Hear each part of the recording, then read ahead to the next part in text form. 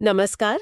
आज हम एक बहुत ही खास किताब की बात करने वाले हैं, सलमान रुश्दी की मशहूर नॉवल मिडनाइट्स चिल्ड्रन। जी बिल्कुल। ये किताब तो मतलब एक लैंडमार्क है। हाँ, और इस पर जो हमें सामग्री मिली है, हम उसी की थोड़ी गहराई में उतरेंगे आज। ये सिर्फ एक कहानी नहीं है, है ना? नहीं, बिल्कुल नहीं। इसमें इतिहास है, सियासत है और जादू भी है। हाँ, वही मैजिकल रियलिज्म वाली बात। और इसे बुकर प्राइज मिला, फिर बुकर ऑफ बुकर्स भी 2 बार। जी, जबरदस्त सम्मान। तो ये कहानी है भारत की आजादी के साथ पैदा हुए एक शख्स की।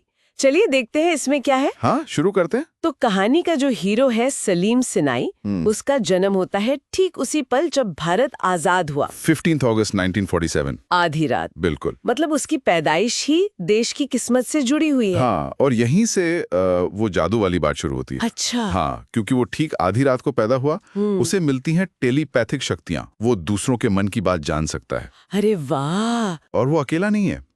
उस खास वक्त पर मतलब आज़ादी की पहली घंटे में करीब 1000 बच्चे पैदा हुए थे पूरे भारत में। 1000 बच्चे। हाँ, और रुश्ती उन्हें कहते हैं आधी रात की संतानें। और हर बच्चे में कोई न कोई अनोखी जादुई काबिलियत है। कमाल है। तो ये मैजिकल रियलिज्म है, इतिहास के साथ जादू का मिश्रण। एकदम। रुश्दी यही करते हैं, वो इतिहास के सच को लेते हैं और उसमें कल्पना का, जादू का रंग भर देते हैं। शायद ये दिखाने के लिए कि भारत का जन्म ही अपने आप में कितना चमत्कारी था। और इसमें एक बड़ा ट्विस्ट भी आता है ना, शुरुआत में कुछ अदला बदली होती है। हाँ बिल्कुल। ये पता चलता है कि जन्म के वक्त अस्पताल में सलीम को एक दूसरे बच्चे शिवा से बदल दिया गया था। ओह। हाँ, तो सलीम, जो असल में शायद एक गरीब परिवार का बच्चा था, वो एक अमीर मुस्लिम घर में पलता है। और जो शिवा है, वो अमीर घर का होकर भी गरीब हिंदू परिवार में बड़ा होता है। बिल्कुल। ये अदला बदली मतलब ये सिर्फ कहानी का मोड़ नहीं है। नहीं, इसमें कुछ गहरा है। ये शायद पहचान का सवाल उठाता है, किस्मत का। हाँ बिल्कुल। पहचान किससे बनती है, खून से या परवरिश और से? साथ ही हम ये भारत के अंदर जो वर्ग भेद है, अमीर गरीब का फासला, उस पर भी एक तरह की टिप्पणी है। सही कहा। और फिर सलीम की जो पूरी जिंदगी है, वो भारत के इतिहास के साथ साथ चलती है। एकदम। जैसे जैसे सलीम बड़ा होता है, भारत में बड़ी घटनाएं घटती हैं।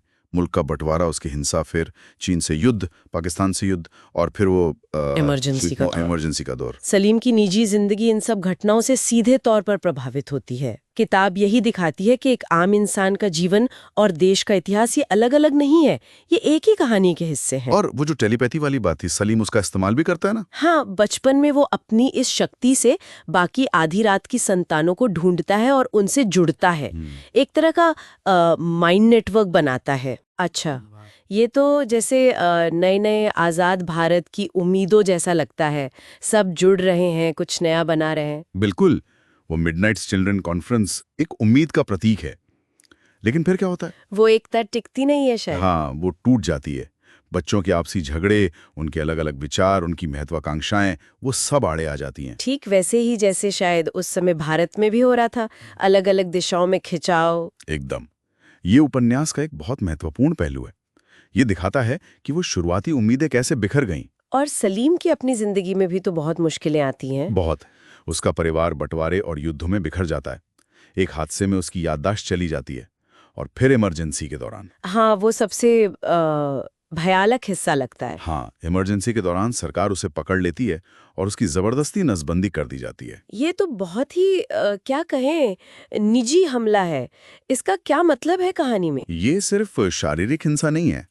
रुश्दी इसके जरिए शायद दिखा रहे हैं कि कैसे सत्ता जब वो निरंकुश हो जाती है तो वो लोगों के जिस्म पर, उनकी पहचान पर, उनकी मर्जी पर कब्जा करने की कोशिश करती है। मतलब व्यक्तिगत स्वतंत्रता का दमन। हाँ, और ये बहुत ही शक्तिशाली प्रतीक है। सलीम का इस तरह टूटना सिर्फ उसका अपना दुख नहीं, बल्कि वो उस दौर के बहुत से लोगों की आवाज बन जाता है। और कहानी के अंत में जब सलीम करीब 31 साल का है, उससे लगता है कि वो बिखर रहा है। हाँ, वो कहता है कि उसका शरीर कमजोर हो रहा है और वो 60 करोड़ कणों में बिखर जाएगा। 60 करोड़ उस समय भारत की आबादी? हाँ, लगभग। तो ये बिखराव दोहरा है। एक तो सलीम खुद टूट रहा है, अपनी पहचान खो रहा है। और दूसरा ये शायद उस वक्त के भारत का रूपक है। इतनी विविधता, इतने मतभेद कि लगता है जैसे देश ही कई टुकड़ों में बिखर रहा है। अच्छा, तो अपनी कहानी लिखकर वो खुद को और शायद देश को भी समेटने की कोशिश कर रहा है। हाँ, शायद यही। अपनी यादों को, अपनी कहानी को बचाकर वो अपनी पहचान को बिखरने से रोकने की कोशिश कर रहा है। तो कुल मिलाकर देखें तो ये किताब सिर्फ सलीम की कहानी नहीं है, नहीं, बिल्कुल नहीं। ये आज़ादी के बाद के भारत का एक आईना है। जिसमें उसके सपने भी हैं, उसकी त्रासदियां भी, उसके विरोधाभास भी। एकदम। और रुश्दी ने इसे जादू, व्यंग और बहुत ही कमाल की भाषा के साथ लिखा है। ये जो इतिहास और कल्पना का मिश्रण है, ये वाकई अनोखा है। हाँ, यही इसकी सबसे बड़ी ताकत है।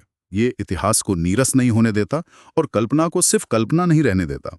दोनों मिलकर एक ज्यादा गहरा सच बताते हैं। इसीलिए शायद इसे मॉडर्न लिटरेचर की इतनी जरूरी किताब माना जाता है। जी हाँ, ये पोस्ट कॉलोनियल भारत की पहचान की जद्दोजहद को बहुत गहराई से पकड़ती है। और ये सारी बातचीत मुझे एक सवाल पर लाकर छोड़ देती है। हम्म। सलीम के पास तो चलो वो जादुई शक्तियां थीं, लेकिन आज भी हम सबकी जिंदगी बिना किसी जादू के अपने देश की बड़ी कहानी से कैसे अनजाने में ही सही पर जुड़ी तो होती ही है ना? बिल्कुल, ये सोचने वाली बात है। हर व्यक्ति का जीवन अपने समय और अपने समाज के इतिहास का हिस्सा होता ही है।